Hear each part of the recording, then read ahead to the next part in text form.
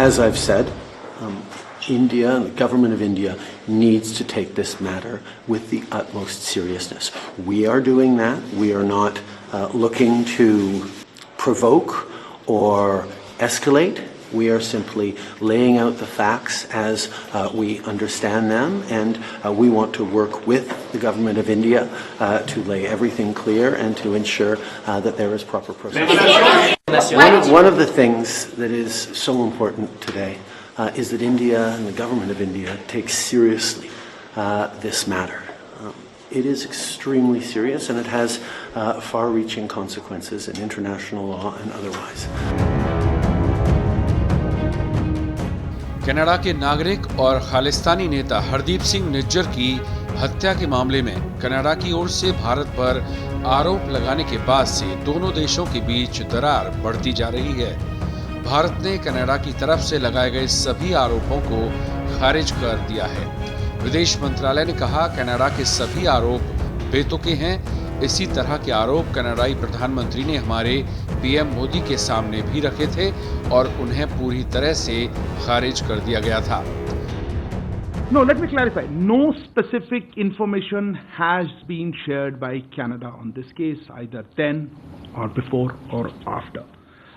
We have, as we have said, or I think we've been made very clear, we are willing to look at any specific information. We have conveyed this to the Canadian side, made it clear to them that we are willing to look at any specific information that is provided to us. But so far, we have not received any such specific information. There was a indirect question on that. Let me also point out that from our side, very specific evidence about criminal activities by individuals based on Canadian soil has been shared with the Canadian authorities on a regular basis, but not been acted upon. देशों ने राजनयिक को निष्कासित करने के साथ ही Canada के लोगों के लिए वीजा सेवाएं सस्पेंड कर दी हैं।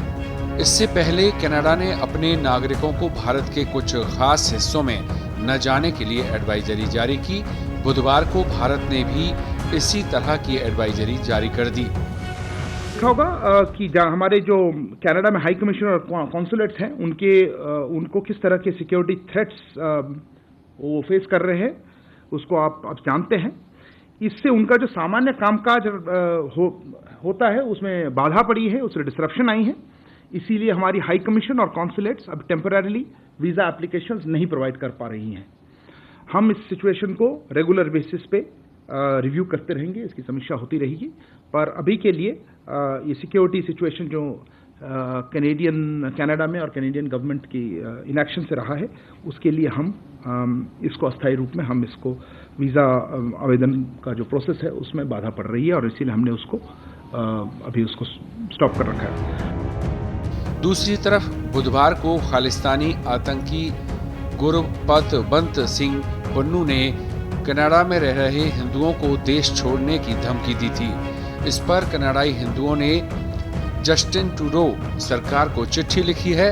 चिट्ठी में पन्नू के बयानों पर चिंता जताई गई है और उससे हेट क्राइम घोषित करने की अपील की गई है। खत में यह भी पूछा गया है कि क्या पन्नू के इस बयान को अभी भी अभिव्यक्ति की स्वतंत्रता के रूप में लिया जाएगा।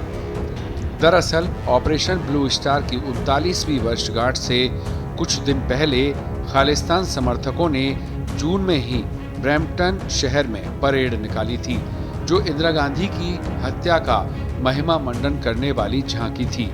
इसे लेकर सवाल उठे तो जस्टिन ट्रूडो ने अभिव्यक्ति की आजादी का हवाला दिया। महीने भर बाद उनका सफाई भरा बयान आया कि कनाडा ने हमेशा हिंसा और धमकियों को गंभीरता से लिया है। भारतीय विदेश मंत्रालय का कहना है कि कनाडा के पीएम खालिस्तानी आतंकियों पर कार्रवाई नहीं कर मुद्दे से ध्यान भटका रहे हैं। कनाडा में लंबे समय से खुलेआम चल रही भारत विरोधी गतिविधियों को ट्रूडो सरकार का समर्थन है।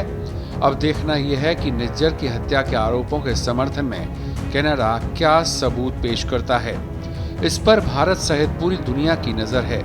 अब तक जो स्थितियां सामने आई हैं, उसके आधार पर दोनों देशों के बीच तनाव और बढ़ सकता है।